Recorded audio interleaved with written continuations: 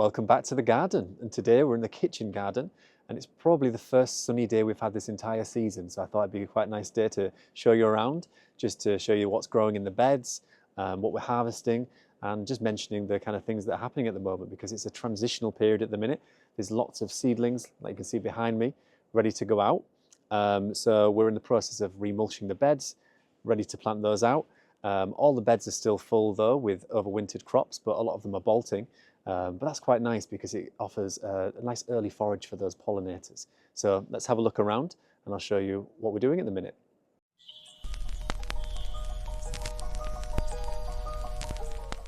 So I may even have to put my sunglasses on in a moment, which is strange to say because we've just had so much rain. It's been raincoats, not sunglasses.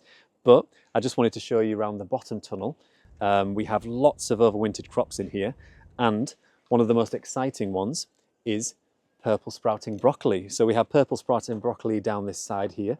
We have some outside as well, but I like to have some in the polytunnel to make sure they don't get eaten by the pigeons, because even though the ones outside are covered with nets, they often find their way in because they love it. But I love it too, so I wanted to make sure that we had some. So there's some in here. So we'll harvest a little bit of that. I mean, we've been harvesting a little bit already, but so I'm probably going to take, we could take it there really. So that is a little bit over actually, could have harvested it before now, but that's still a lot of nice broccoli there. And all of these shoots here will come through, and we could even harvest those, but they'll still keep growing, so we'll still harvest from these for another few weeks or so.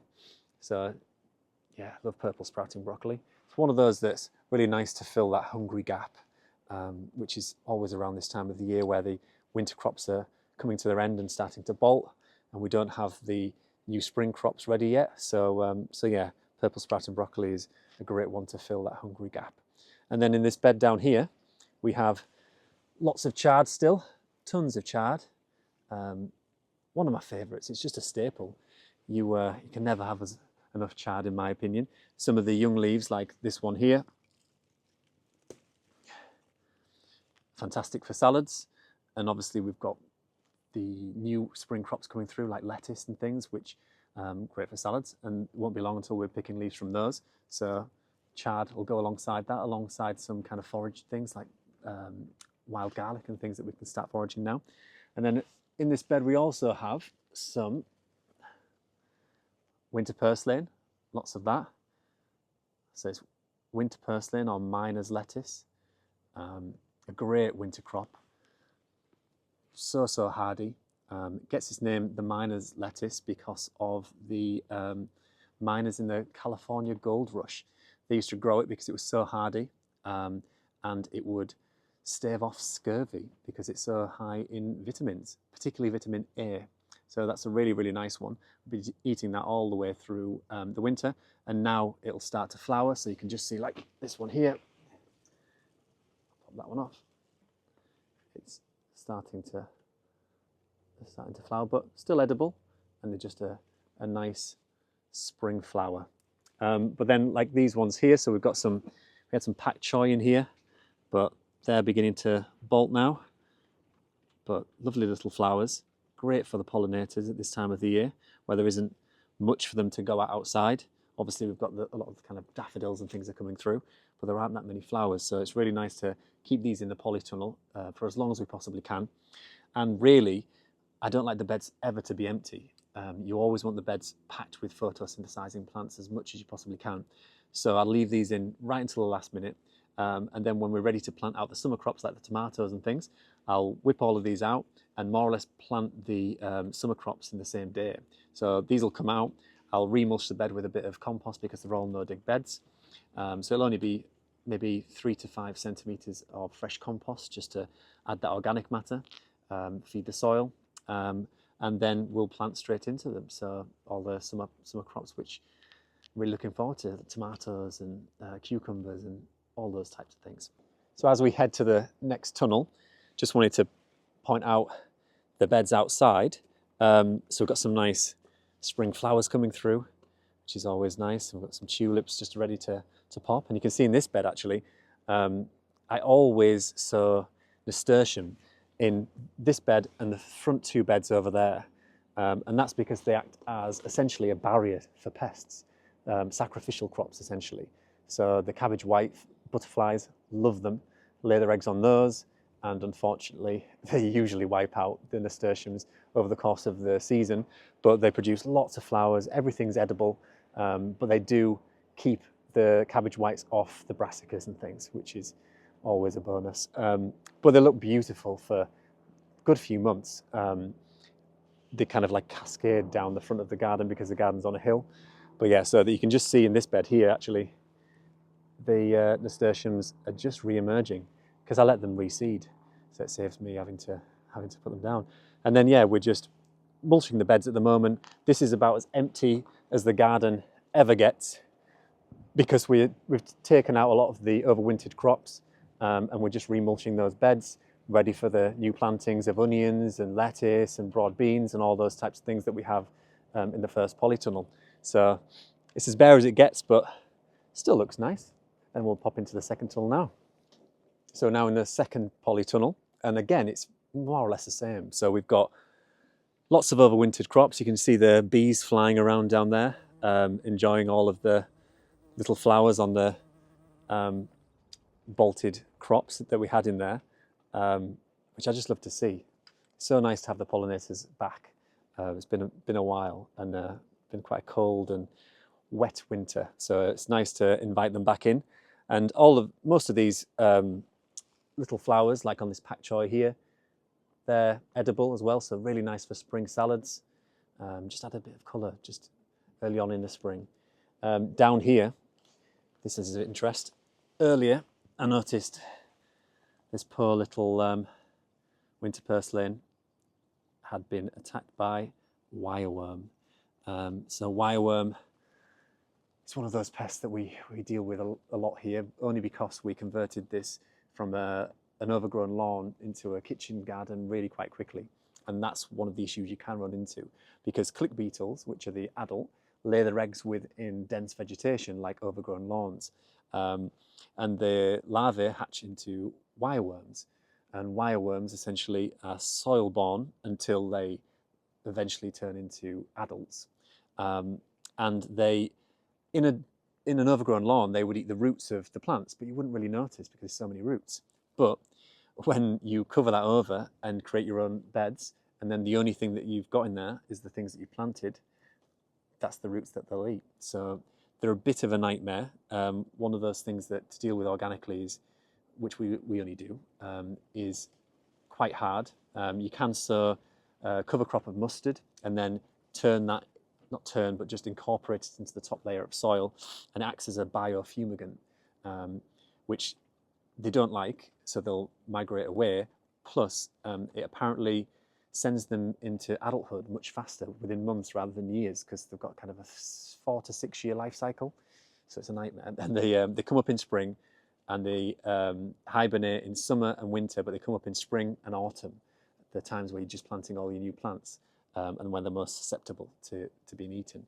But they just eat the roots, so you come in and your plant's dead, and yeah, it's not much fun.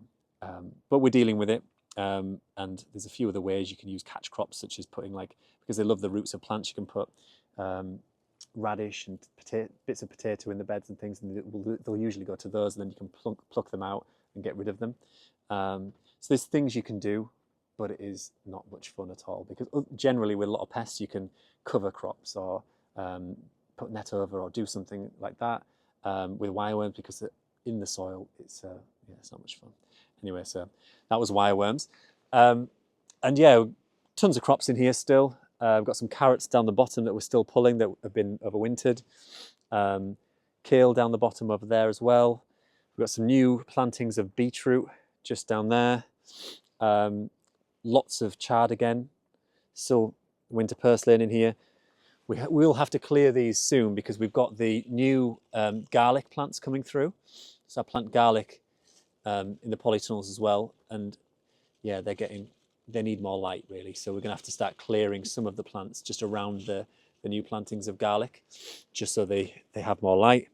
But yeah, that's the second polytunnel. So we'll pop into the third, but it is more or less the same.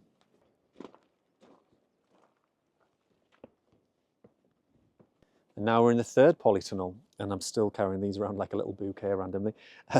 But it's more or less the same as the other tunnels. We have more kale and things in here. So in this middle bed, there's lots of kale, different colours that are bolting, sending up their little flowering shoots. The leaves are still edible at this point though, so we're still harvesting from them. But yeah, these will soon start to flower. Really nice flowers again for those pollinators, like little kind of flowering trees in the polytunnel. Still lots of chard, the size of these leaves here. Nice pristine leaves. So nice. Love chard. I've always got a place in the garden for chard all year round. It overwinters really well, sits in the ground and tons of different colours, and it's so versatile. But by this time of the year, I am getting a little bit bored of it.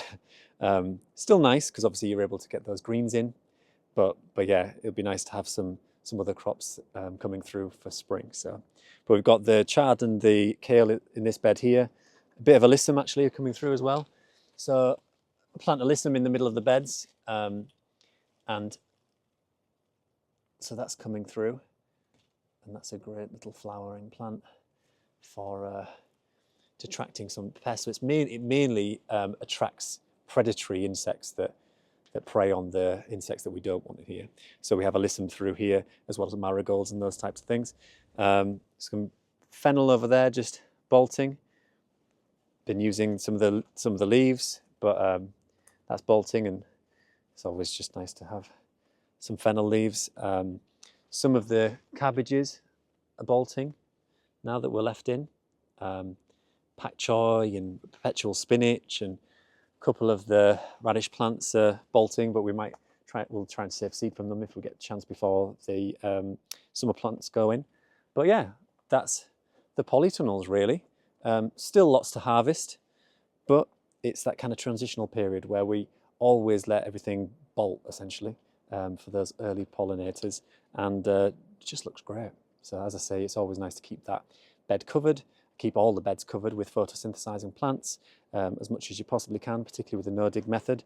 So these will all come out in about a month's time, something like that, and then they'll be replaced with all the summer crops. So yeah, I just wanted to give you a quick tour around just to see what's happening in the kitchen garden. Obviously, I've got the other garden that we're just setting up at the moment, so there isn't these kind of crops to look at. Next year there'll be overwintering crops in that garden too. And there's still some outside. If we just have a quick look, you can see that we've still got a couple of beds of leeks at the front there.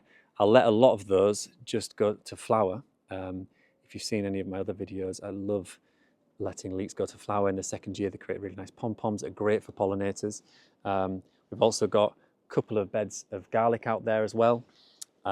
Some chard, perpetual spinach, still got some celeriac and some sorrel, some beetroot, purple sprouting broccoli, but we are in the process of just remulching those beds and getting the new plantings planted out. So yeah, I hope you've enjoyed having a quick look around the garden to see what we're doing in March. So it's nearly the end of March now, but this is likely maybe the second sunny day. So it's been a long, wet winter. So hopefully we're going to have some nicer weather now. But thanks for joining me in the garden, and I'll see you in the next video.